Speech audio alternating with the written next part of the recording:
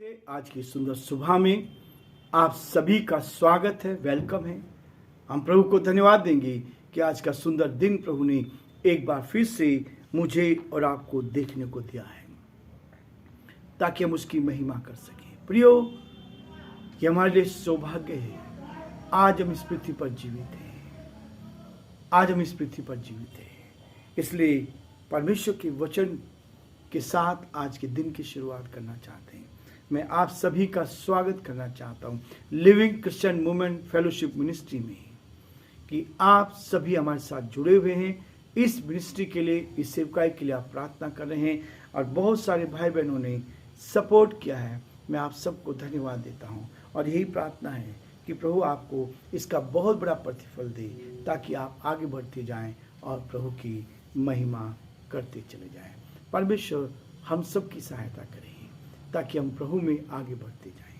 आज के दिन की शुरुआत प्रभु के इस वचन के साथ प्रकाशित वाक्य उसका 13वां अध्याय उसके 15 पद से लेकर इस अध्याय के अंत तक 18 पद तक मैं आपके सामने पढ़ूंगा। यहाँ लिखा है 15 पद में, उसे उस पशु की मूर्ति में प्राण डालने का अधिकार दिया गया कि पशु की मूर्ति बोलने लगी और जितने लोग उस पशु की मूर्ति की पूजा ना करें उन्हें मरवा डालें। उसने छोटे बड़े, धनी कंगाल, स्वतंत्रदार सबके दाने हाथ या उनके माथे पर एक एक छाप करा दी कि उसको छोड़ जिस पर छाप अर्थात उस पशु का नाम या उसके नाम का अंक हो, अन्य कोई लेन देन ना कर सकेगा। ज्ञान इसी में है, जिसे बुद्धि हो वह इस पशु का अंक जोड़ ले, क्योंकि वह मनुष्य का अंक है और उसका अंक 666 है। परमेश्वर अपने इस वचन के पढ़े और सुने जाने पर आशीष दे। आमीन। दुआ करेंगे। धन्यवाद, स्तुति के योग्य हमारे सामर्थ्य परमेश्वर, हमारा हृदय आपके प्रति धन्यवाद से भरा हुआ है। आप दयालु पिता हैं, आप विश्वास के योग्य परमेश्वर हैं, अद्भुत युक्ति करने वाले पराक्रमी परमेश्वर। हम आपकी तारीफ करते हैं, हम आपकी प्रशंसा करते हैं, हम आपके नाम को सराहते हैं प्रभु जी, क्योंकि आप आदर महिमा स्तुति के योग्य परमेश्वर के। आज के दिन दिया इसके लिए धन्यवाद। आज थर्सडे के दिन प्रभु हम आपके पवित्र चरणों में प्रभु, आपने पिछले 3 दिन हमारी रक्षा की, मंडे से लेकर वेडनेसडे तक प्रभु, और आज थर्सडे के दिन प्रभु आप हमें अपने निकटता में लेकर इसके लिए धन्यवाद देते हैं। हम चाहते हैं आपका दया का हाथ साथ बना रहे, हम चाहते हैं प्रभु आपकी करुणा साथ बनी रहे। दिन भर हमें संभाल, उत्तम आशीष दे, अपनी उपस्थिति का एहसास दे, इस वचन को समझने की सामर्थ्य शक्ति प्रदान करें। हमारे सारे भाई बहनों के लिए जो हमारे साथ प्रभु जुड़े हैं, उन सब के लिए प्रार्थना करते हैं, उनको उत्तम से उत्तम आशीष से भरपूर कर, और आज का दिन उनके लिए आशीष का दिन बन जाए। आज का दिन उनके लिए आशीष में बने और वो जीवन में आगे बढ़ते जाएं और बहुतों के लिए प्रभु आशीष का, आनंद का कारण बन सके। हम बड़े आदर के साथ, दीनता नम्रता के साथ हम सभी को प्रभु जी आपके हाथों में सौंपते हैं और चाहते हैं प्रभु हमारे प्रदेश राजस्थान पर आपकी आशीष हो प्रभु जी। यहाँ के मुख्यमंत्री अशोक गहलोत जी को आपके हाथों में सौंपते हैं। आपका सुरक्षा का हाथ उनके साथ साथ बना रहे ताकि वो आपकी महिमा कारण बन सके। हम प्रार्थना करते हैं हमारे देश के लिए, देश के प्रधानमंत्री के लिए प्रभु आप उनकी रक्षा करें। राष्ट्रपति के लिए प्रार्थना करते उनको बुद्धि और ज्ञान से परिपूर्ण कर, ताकि सब बातों में आपका नाम ऊंचा किया जाए। हम आपसे यही प्रार्थना करते हैं, आपके अनुग्रह की दृष्टि साथ बनी रही, ताकि परमेश्वर सब बातों के द्वारा आप ही का नाम ऊंचा किया जाए।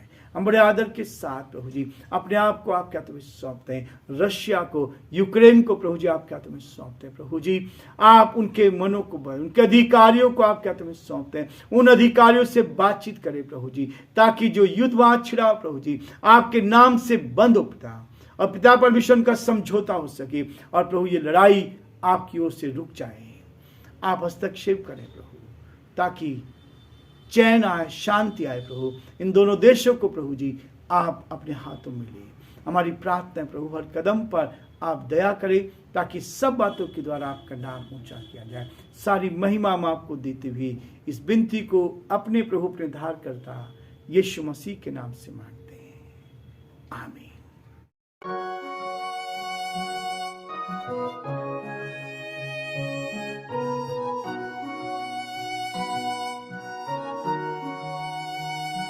कलवरी के पास खड़ा हो,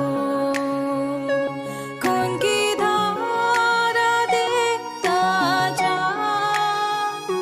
तेरे पापों का यही दाम दिया है मसीह यीशु ने।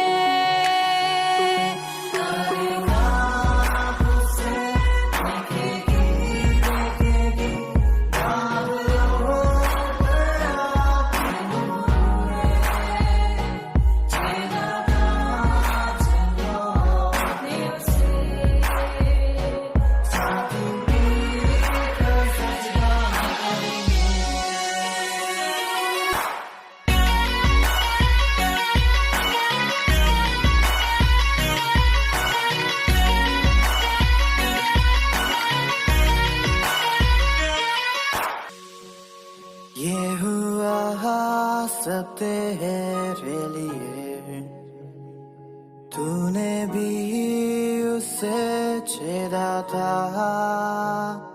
फिर भी प्यार से वो बुलाता, जाता क्यों नहीं तू उसके पास, फिर भी प्यार से वो बुलाता, जाता क्यों नहीं तू उसके पास।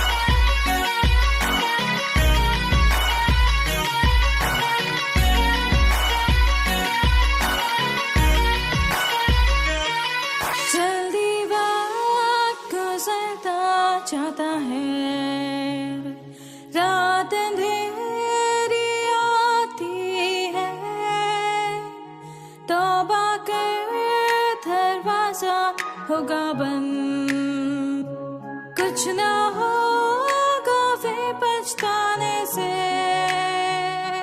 तौबा कर दरवाजा होगा बंद, कुछ ना होगा फिर पछताने से।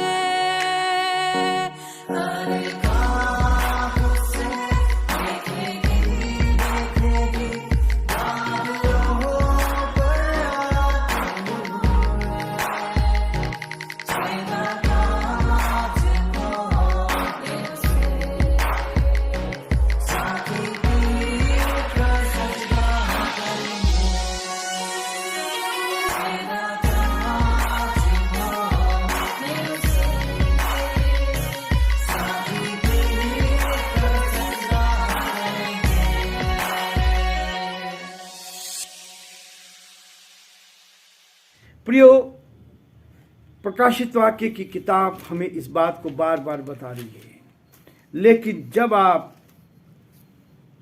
इस बाइबल का अध्ययन करते हैं तो आप पाएंगे, और मैं दुआ कर रहा था तो प्रभु ने इसी बात को दिया। रशिया और यूक्रेन लड़ाई छिड़ी हुई है, बहुत सारा नुकसान हुआ, बहुत सारे लोग मारे जा चुके हैं, लेकिन प्रियो, ये बाइबल इस बात को बताती है। यीशु मसीह ने कहा था कि अंत के दिनों में ऐसा ही होगा, इसलिए हमें सचेत होना, जागृत रहना है। और जब चेलों ने उससे पूछा कि अंत कब आएगा, तो इस पृथ्वी के अंत के लिए यीशु ने कहा है।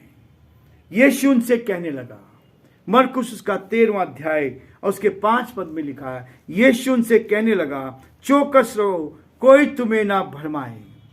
प्रकाशित वाक्य 13वें अध्याय में हम देख रहे हैं कि वो दूसरा पशु लोग को भ्रमित कर रहा है और भरमाने वाला है, और यहाँ कहता है, चौकस रहो, कोई तुम्हें ना भरमाए। बहुत तेरे मेरे नाम से आकर कहेंगे मैं वही हूँ, और बहुतों को भरमाएंगे। जब तुम लड़ाइयाँ और लड़ाइयों की चर्चा सुनो तो न घबराना, क्योंकि इनका होना अवश्य है, परंतु उस समय अंत ना होगा। क्योंकि जाति पर जाति और राज्य पर राज्य चढ़ाई करेगा, हर कहीं भूकंप होंगे और अकाल पड़ेंगे, यह तो पीड़ाओं का आरंभ ही होगा। प्रियो, यीशु मसीह ने ये पहले से बता दिया था कि अंत के दिनों में लड़ाइयाँ होंगी। एक देश दूसरे देश से पे चढ़ाई करेगा, एक राज्य दूसरे राज्य पे चढ़ाई करेगा, मनुष्य एक दूसरे के विरोध में हो जाएंगे। ये सब चीज़ें आज मेरे और आपके सामने घटती जा रही है। और यहाँ 15 पद हमने पढ़ा है, उसे उस पशु की मूर्ति में प्राण डालने का अधिकार दिया गया।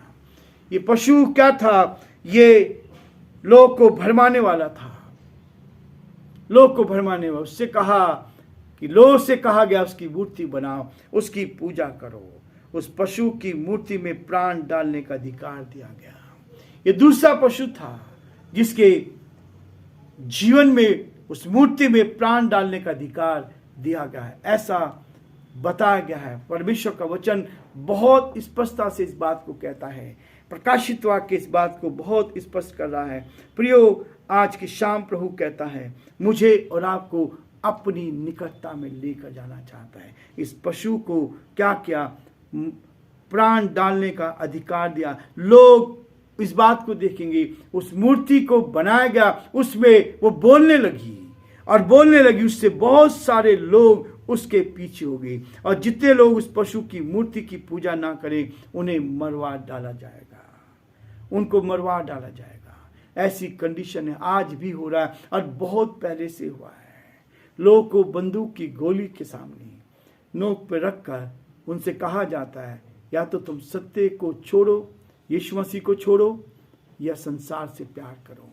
और ऐसी बहुत सारी कठिनाइयों का प्रभु के लोग सामना कर रहे हैं। और ऐसी कंडीशन होगी आगे चलकर, वो पशु बोलने लगेगा, वो मूर्ति बोलने लगेगी और लोग अचंभा करेंगे, लोग अचंभित होंगे, लोग इस बात को देखेंगे। और उसके बाद जो सबसे बड़ी चीज होगी, यहां लिखा है उसने छोटे बड़े धनी कंगाल दास स्वतंत्र सबके दाने हाथ या उनके माथे पर एक छाप करा दी। आप यदि बाइबल आज नेट में आप देखिए, गूगल पे खोज करें 666 यदि आप खोजेंगे तो आपको पता लगेगा कि बाइबल में 666 के बारे में क्या क्या बताया गया है। और नेट पर आप इस बात को देख पाएंगे। आज प्रभु कहता है 666 का मतलब है शैतान का नंबर है।